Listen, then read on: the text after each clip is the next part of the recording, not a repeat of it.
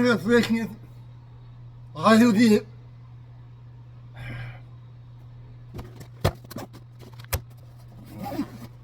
Ha!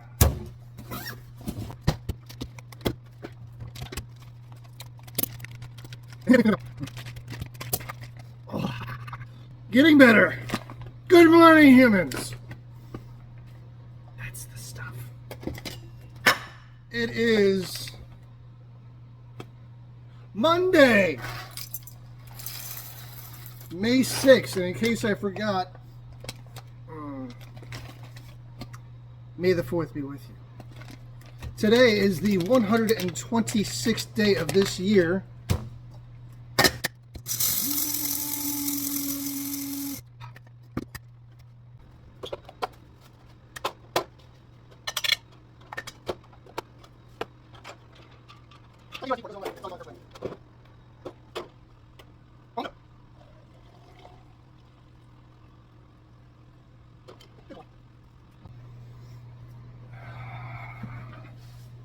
Now, what was I saying?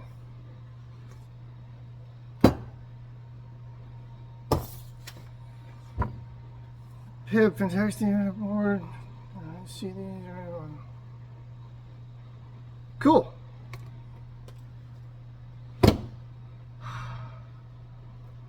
Let the caffeine soak into me.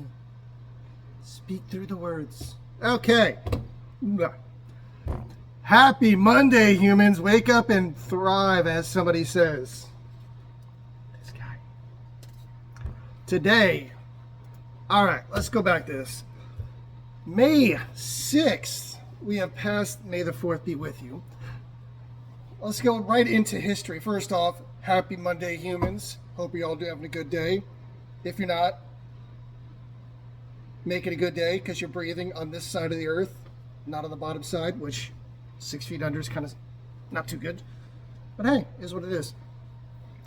Right off the bat, 1835, James Gordon Bennett Sr. publishes the first New York Herald. The Herald has distinguished itself from the partisan.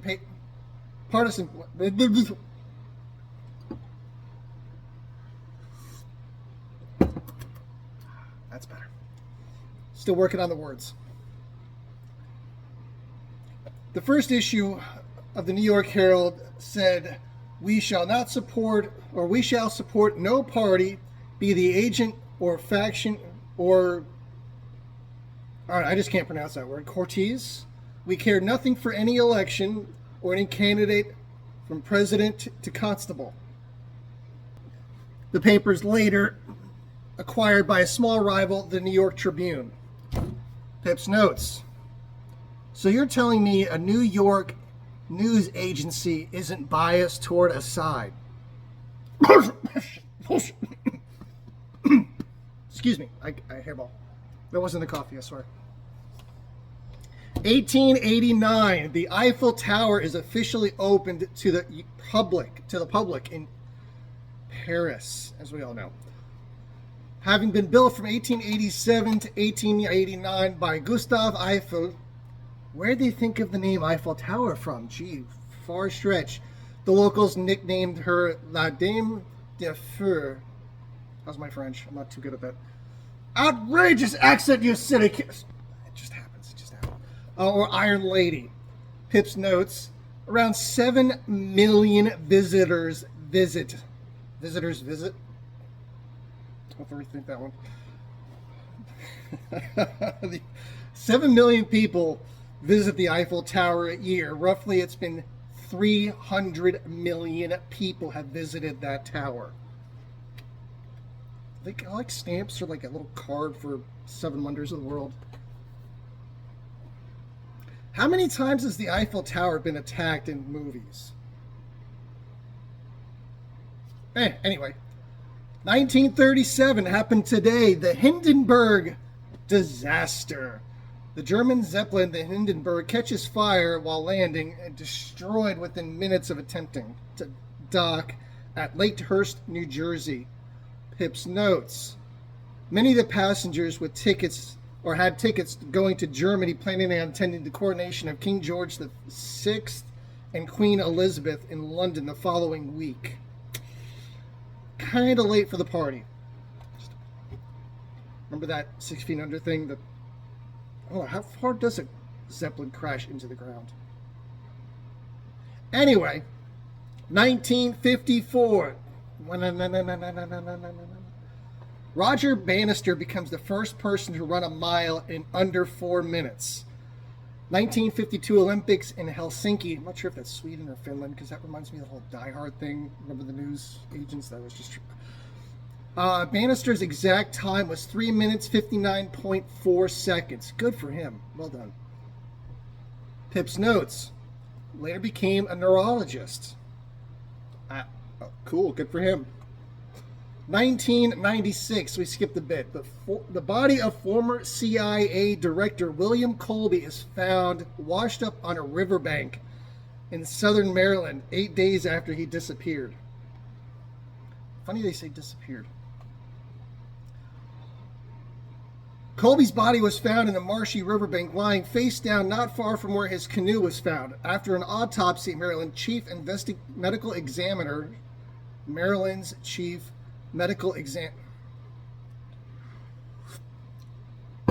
ruled his death accidental. Pinocchio. The autopsy reports that Colby was predisposed to having a heart attack or stroke from severe calcified arteriolysis. You'd have to look this up. It's on Wikipedia. I'm reading Wikipedia notes.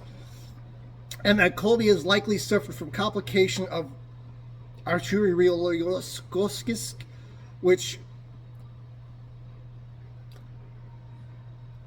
he apparently had a heart attack or a stroke and drowned. Also with hypothermia in Maryland on a solo trip. Canoe trip with their fish around because it kind of smells fishy.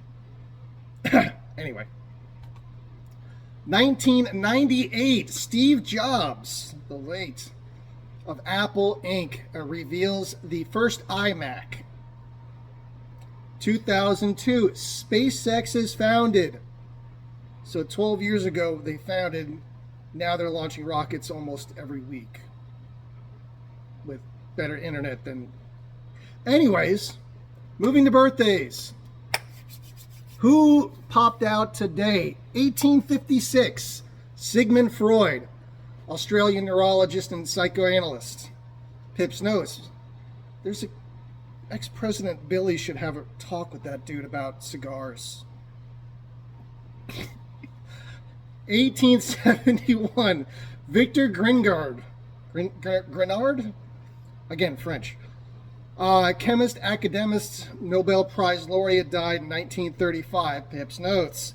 Something important about the formation of carbon-to-carbon bonds. There's science there, again. Good for him. 1915, Orson Welles, American writer, director, producer, and screenwriter, died in 1985.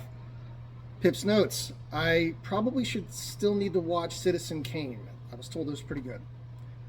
1943, Milton William Cooper, American conspiracy theorist and author, died 2001. Pip's notes. The dude touched on aliens, HIV being man-made, a few other things. Cooper was also killed, died, whatever you want to call it, in 2001 when a sheriff's deputies shot him during an attempted arrest. Pip's notes. Stop resisting. Reload. Who else we got? 1961. Happy birthday, George Clooney, actor, director, producer, and screenwriter. And who stopped breathing today? Deaths. 1862. Henry David Thoreau, American essayist, poet, and philosopher, born 1817. He was best known, I haven't heard of this, but best known for his book Walden, a reflection on simple living and natural surroundings, and his essay on civil disobedience, originally published as Resistance to Civil Government, an argument in favor of citizens disobeying against an unjust state. Pip's notes. I'll put that on my to read list. Maybe that's an idea. 1951, Elie Cartan. Again, the French things pop up today. French mathematician and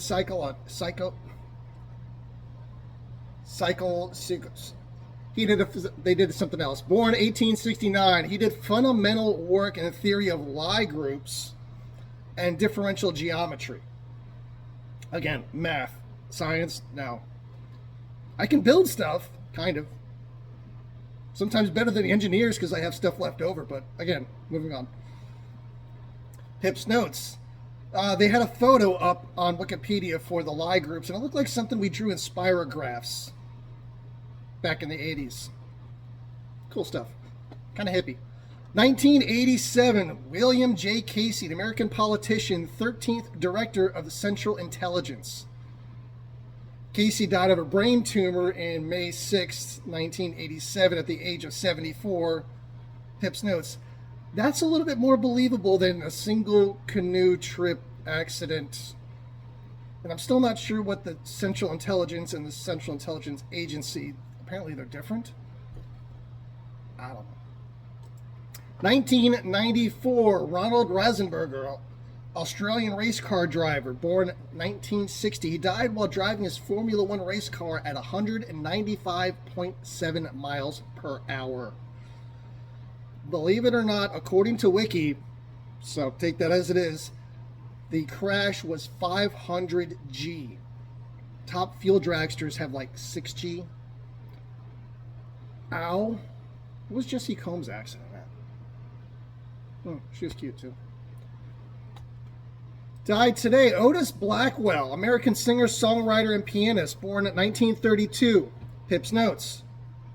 Great Balls of Fire. Holidays. Jamaica has Teacher's Day. Everybody can be a teacher. Just saying. Some Middle East countries are celebrating Martyr Day. I'm sure that's a blast. Jeez. That was a reach. And apparently it's International No Diet Day. I can't make this shit. I mean, if you're not healthy, you should eat healthy and exercise. Years from now, we're going to see in the news flash, proper human diet and exercise key to long life, instead of taking pills and still eating chocolate cake and Twinkies and fast food. And all right, moving on. New segment. Music for today. Touched on a couple of things. We have Led Zeppelin for the Zeppelin crash. We have Coldplay. Steve Jobs' funeral had Coldplay playing live. It was actually pretty good. I don't mind Coldplay at all. For SpaceX, we're going to go with David Bowie. And I don't know if I touched on it, but Bob Seger was either born or died today, so throw Bob Seger in. I don't think I had the notes in there, but it was. And throw Otis Blackwell in there because Otis Blackwell. Other than that, humans, have a good Monday. Go do shit. And big thanks to Brian at Food Forest Farms. I doubt you can see it, but it says, get shit done. Cheers.